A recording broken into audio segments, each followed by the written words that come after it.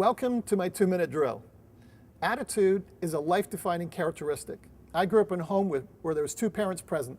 That gave 2 perspectives on life, as my mom and dad had different attitudes. If I was to characterize my father, he was a pessimist. He tended to stress about what may or may not happen. He lived much of his life cautiously. My mother was very different. She was optimistic about life. She stretched herself and accomplished many things because she was willing to take risks. Here's what I know about life. Most of how we live today is based on experiences that we had as a child. Watching, listening, and experimenting with life in our early years developed our attitudes.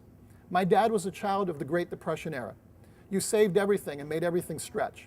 His dad had immigrated to Canada from Scotland after the First World War and had lifelong physical and emotional trauma, which he suffered in the trenches of Europe.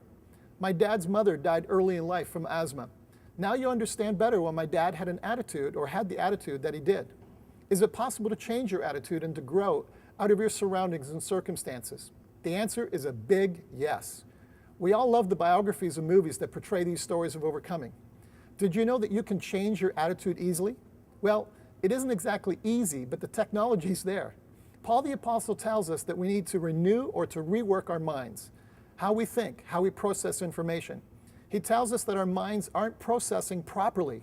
They need to be restored, to be reset to think as God made us to think. Life has stolen right thinking and right attitudes. How do we renew our minds? Well, Paul followed up by telling us that we need to think about things that are in line with God's character.